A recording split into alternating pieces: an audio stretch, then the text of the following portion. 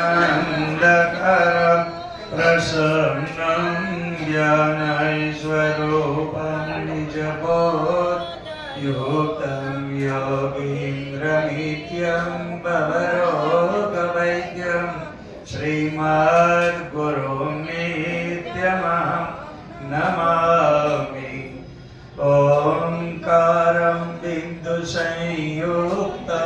नित्यं ध्यायन्ति योगिनः कामदं मोक्षदं चैव। ओंकाराय नमो नमः। सत्यं ज्ञानमनन्तमक्षरमहं दीप्तिस्वरूपं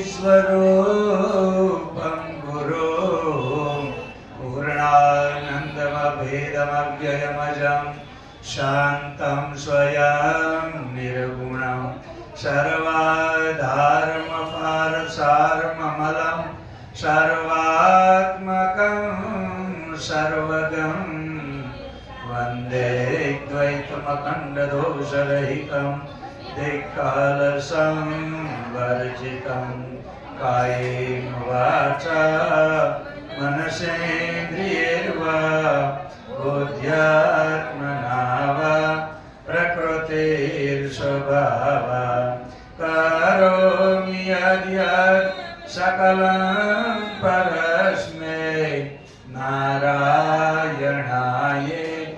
समर्पयामि। गुरुर्ब्रह्मा गुरुर्देवो महेश्वरः गुरुसाक्षात् परब्रह्म तस्मै श्री गुरवे नमः। तस्मै श्री गुरवे नमः। ओम परमात्मा तमारा शरणे। ओम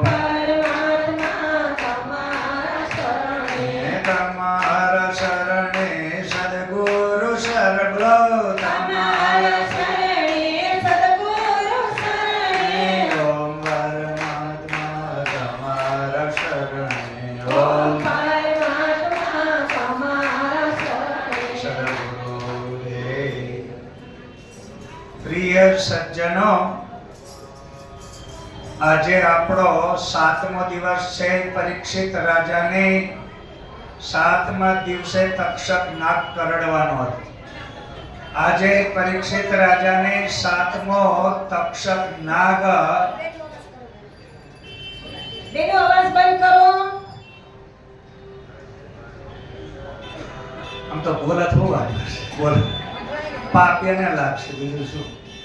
તમે કથા સાંભળો ને ત્યારે જે લોકોને એવું કહેવામાં આવે છે કથા સાંભળે એને પાપ જતા રહે, તો પાપ જતા રહે, પણ શાસ્ત્ર એવું કહે છે કે જે પાપ કરે ને એને ભોગવવું જ પડે। કથા સાંભળે તોય ભોગવવું પડે, પણ કથામાં એવું લખ્યું છે કે ભાઈ કથા સાંભળે તો ભોગવવું ના પડે, તો એનું પાપ જાય ક્યાં? તો જે વાતું કરે ત્યાં જાય। એટલે વાતું કરો એટલે આજુબાજુ વાળાનું જોતું એટલું લઈ લો। આજે છેલ્લો દાડો છે, પોટલા બાંધતા જાઓ, હારે હારે રસ્તામાં ભાડામાં ખાવામાં આવશે, ટાઈમ લાગશે, એટલે પાપના પોટલા બાંધવાય તો બાંધી લેજો, પણ શાંતિ રાખો। આપણે હવે અહીંયા પરીક્ષિત રાજાને 7મો દિવસ છે। આજે તક્ષક નાગ કરડવાનો છે।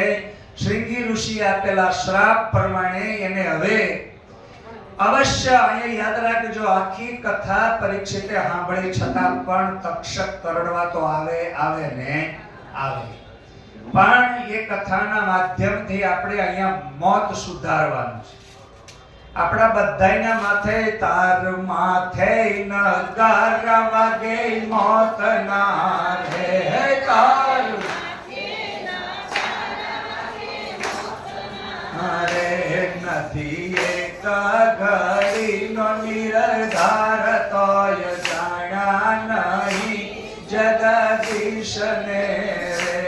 નથી એક ઘડીનો નિર્ધાર તોય જાણ્યા નહીં જગદીશને રે। હે તાર માથે નગાર વાગે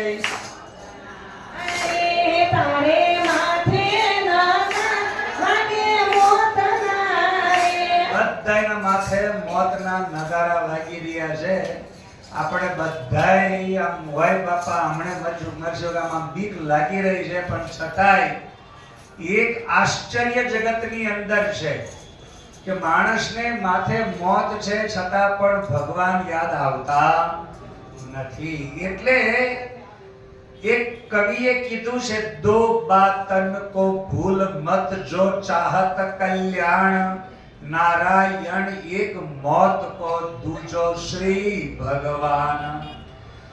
મોતને યાદ કરો ને તો જ ભગવાન યાદ આવશે, નકર યાદ આવશે પણ આપણને તો એ કઈ એને તો હજી મરવાના નથી.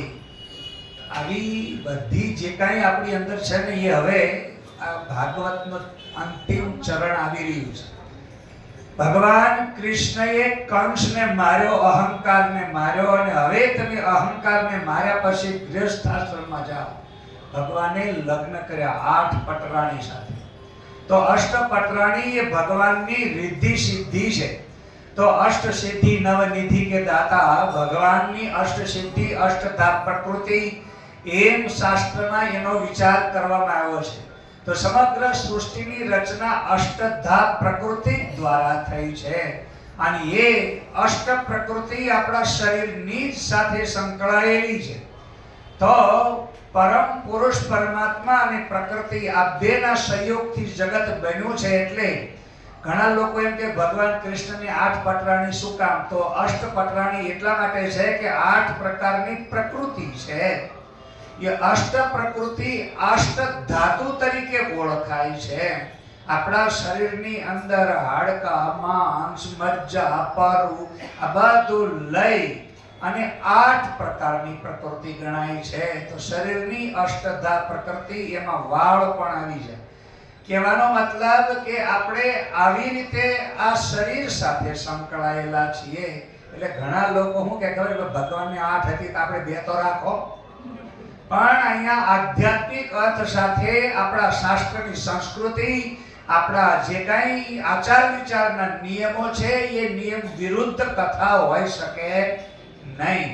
કેમ કે આપણા શાસ્ત્રમાં એક જ લગ્ન અને એક જ સ્ત્રી સાથે, એક જ સ્ત્રી એક જ પુરુષ સાથે પોતાનું જીવન અદ્વૈત તત્વને વરણ કરે. એક જ અદ્વિતીય દ્વિતીય નાસ્તિ. જેમ રામાયણની અંદર સીતાએ જ્યારે મન કર્મ વચન સાથે જ્યારે પબ્લિકની વચ્ચે પોતાના સતીત્વનું પ્રમાણ આપવાની વાત આવી, અને ખુદ રામ પણ કહે છે કે જો સીતાએ કોઈ પણ પ્રકારનું ક્યાંય પાપ ના કર્યું હોય, લવ અને કુશ જો મારા જ પુત્ર હોય તો મને એનું પ્રમાણ આપે.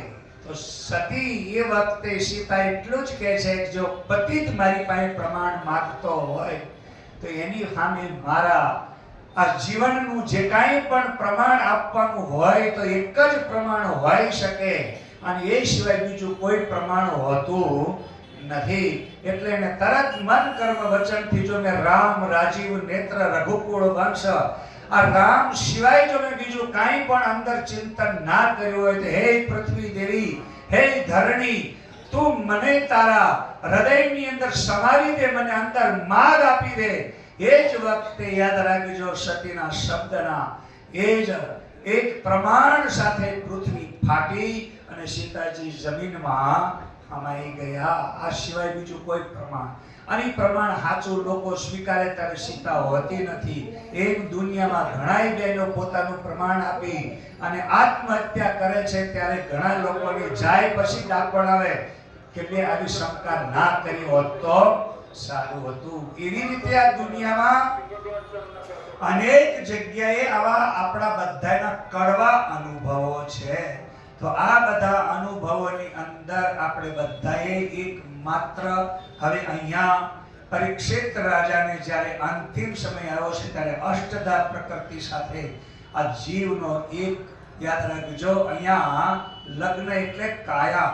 ये अष्टधा प्रकृति, ये 8 प्रकारनी प्रकृति સાથે ભગવાનના વિવાહ થયા, અને એ વિવાહ સાથે ભગવાન જ્યારે હવે આગળ વધ્યા તો અહીંયા એક બહુ સરસ મજાનો પ્રસંગ આવે છે. અને એ પ્રસંગ એવો છે કે જ્યારે આ ભગવાનની સાથે પાંડવોને પેલો રાજસુ યજ્ઞ કરવાનો થયો.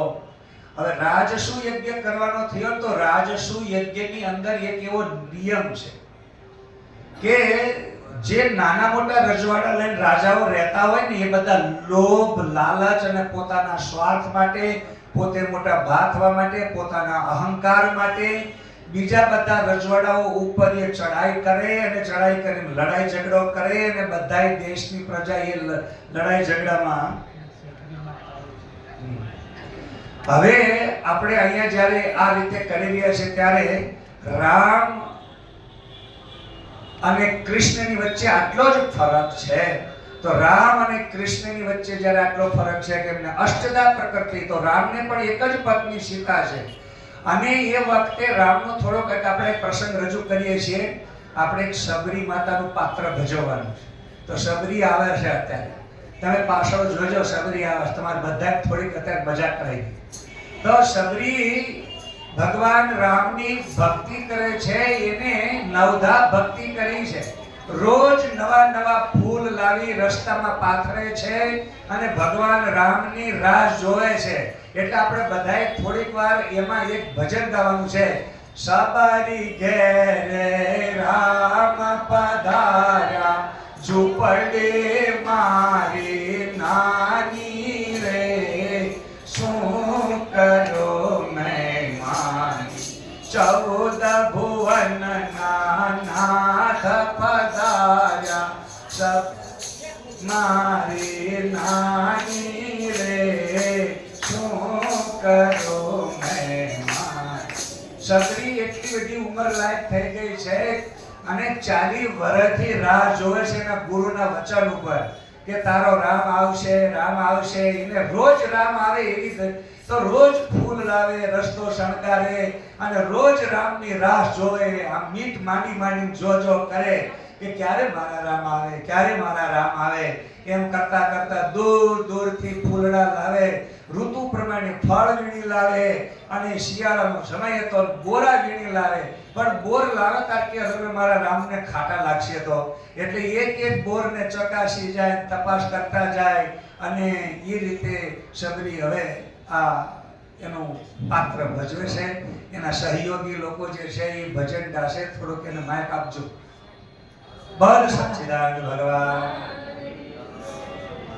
સબરી આંધા